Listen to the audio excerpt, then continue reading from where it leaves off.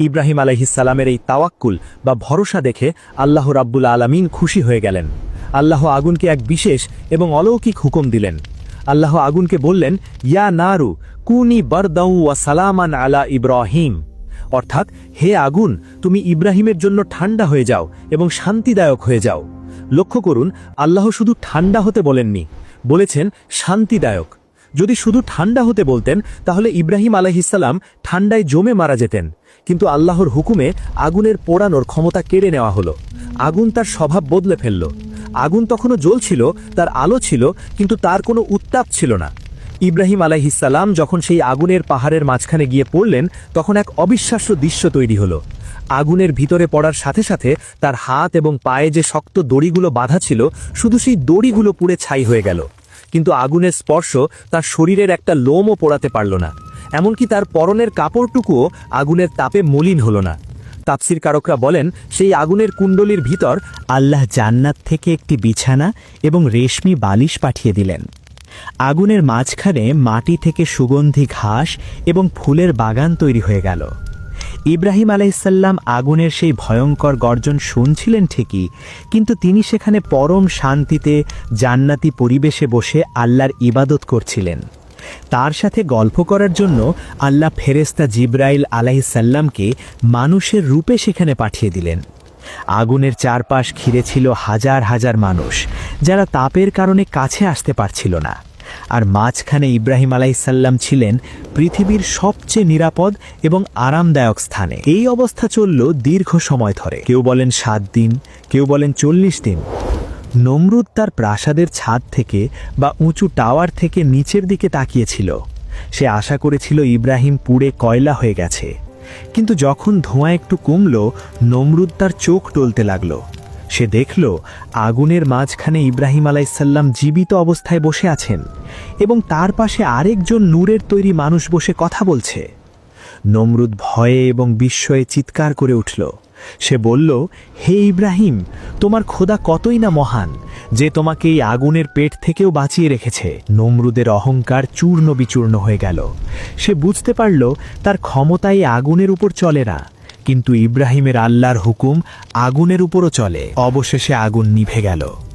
ইব্রাহিম আলাইহিসসালাম ধীর পায়ে হাসি মুখে সেই ছাইয়ের স্তূপ থেকে বেরিয়ে এলেন।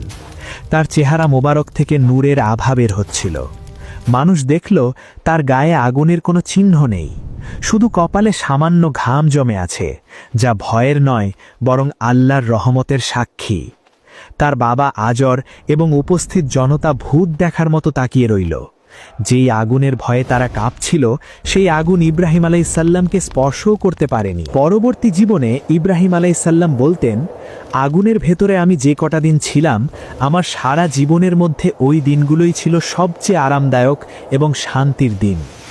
আল্লাহ প্রমাণ করে দিলেন, আগুন জ্বালাতে পারে না যদি আল্লাহ না চান, ছুরি কাটতে পারে না যদি আল্লাহ না চান। নমরুদ পরাজিত হল।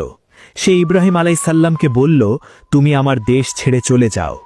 ইব্রাহিম হিজরত করলেন, কিন্তু নমরুদের শেষ রক্ষা হল না। আল্লাহ তাকে ধ্বংস করার জন্য কোনো বড় বাহিনী পাঠাননি। সামান্য এক ল্যাংড়া মশা দিয়ে আল্লাহ নমরুদকে এমন শাস্তি দিলেন যে সে নিজের মাথায় জুতো দিয়ে বাড়ি মেরে মরে গেল। আর ইব্রাহিম আলাইহিসসালাম হয়ে গেলেন মুসলিম জাতির পিতা, খলিলুল্লাহ। আজকের এই ভিডিওটি শেষ করার আগে আসুন আমরা ইব্রাহিম আলাইহিসসালামের সেই অগ্নিকুণ্ড থেকে আমাদের ঈমানের আলো সংগ্রহ করি। এই ঘটনাটি আমাদের 3টি মহা শিক্ষা দেয়। প্রথম শিক্ষা, তাওয়াক্কুল বা আল্লাহর ওপর ভরসা।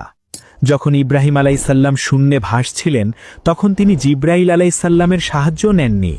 তিনি বলেছিলেন, আমার জন্য আল্লাহই যথেষ্ট। আমাদের জীবনেও যখন আগুনের মতো বিপদ আসবে, তখন মানুষের কাছে হাত না পেতে যদি আমরা মন থেকে বলতে পারি, হাসবুনাল্লাহু ওয়া নিয়ামাল ওয়াকিল, তবে আল্লাহ আমাদের বিপদকেও শান্তিতে পরিণত করে দেবেন। দ্বিতীয় শিক্ষা, সত্যের পথে অটল থাকা। বাবা, সমাজ, রাষ্ট্র সবাই যখন তার বিরুদ্ধে ছিল, তখন তিনি একা দাঁড়িয়ে সত্য কথা বলেছিলেন। সত্যের পথ সবসময় কঠিন হয়, সেখানে আগুন থাকে, কিন্তু সেই আগুনের শেষেই থাকে জান্নাতের বাগান। তৃতীয় শিক্ষা, কার্যকারণ নয়, হুকুম আল্লাহর। আমরা মনে করি আগুন মানেই পোড়ানো, কিন্তু ইব্রাহিম আলাইসাল্লামের ঘটনা আমাদের বিজ্ঞানকে চ্যালেঞ্জ করে শিখিয়ে দিল প্রকৃতির কোনো নিজস্ব ক্ষমতা নেই, সব কিছুই আল্লাহর হুকুমের গোলাম। প্রিয় দর্শক, হাজার বছর আগের সেই বাবেলের অগ্নিকুণ্ড আজও আমাদের ডাক দিয়ে বলছে, ঈমান যদি ইব্রাহিমের মতো হয় তবে আগুনও হয়ে যেতে পারে ফুলের বাগান। আল্লাহ আমাদের সবাইকে ইব্রাহিম আলাইসাল্লামের মতো মজবুত ঈমান দান করুন এবং যে কোনো বিপদে একমাত্র তার ওপর ভরসা করার তৌফিক দিন। আমিন ইয়া রব্বাল আলামিন।